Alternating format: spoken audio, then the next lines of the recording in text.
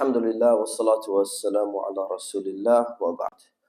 We've been talking last few days about ghiba, about talking bad about somebody when they're not there, and how serious it is and how we should be very careful about it. And I also mentioned that there are two main exceptions to the rule. There's actually six, but condensed them into two. So Imam an-Nawawi puts a chapter in about the exceptions.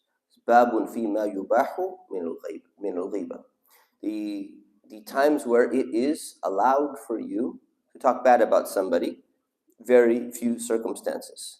So he says, very rarely does Imam an-Nawawi go into commentary, but he brings an entire page of commentary, and he says, اعلم أن الغيبة تباح لغرض صحيح شرعي. Says, talking bad about somebody is only allowed for a correct Islamic objective. لا يمكن الوصول إليه إلا بها وستة أسباب. So there's no way you can engage in talking bad about someone unless it falls into one of these six categories. And then he goes in through all the categories that Imam Ghazali mentioned. We won't get into all of them, but I'll start with two hadiths which talk about one of the categories. عن عائشة رضي الله عنها أن رجلا استأذن على النبي صلى الله عليه وسلم فقال. So Aisha says, one day a man asked permission to enter into the presence of the Messenger of Allah.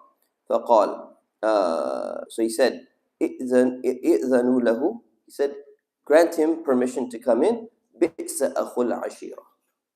But he's a really bad member of his tribe. This he's not a good guy. Muttafaqun alayh. This hadith is in Bukhari and Muslim.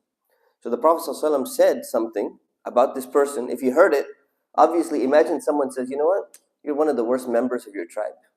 Would you like it if you heard that? Of course not. But there's a reason why the Messenger of Allah ﷺ said this. It's one of the six, and we haven't gone through the six, but we mentioned two. Who remembers what one of the reasons of the two were? We mentioned a few days ago. One of the exceptions to the rule of talking about somebody.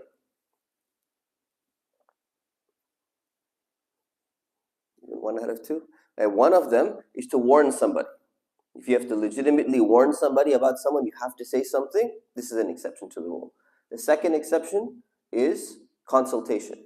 You have to get important information from somebody, and the only way you could get that information is by not going around about the story, someone did this, someone did that, but you have to mention that specific person. Here is a third category. The third category is if somebody is publicly doing something. There's a difference between doing something in private and doing something in public. Somebody drinks alcohol in private. Is it haram? Yes. But there's a difference between them having no shame and doing that same action in public. So if you all of a sudden catch somebody, all of a sudden you walk into somebody's home, and somewhere in the corner you see like a beer can or something like that. Still, you should think the best of them. Maybe their neighbor gave them a can to recycle for them or something like that. We should not make assumptions. But let's just say somehow you caught somebody drinking or doing, smoking weed or doing something in their own home.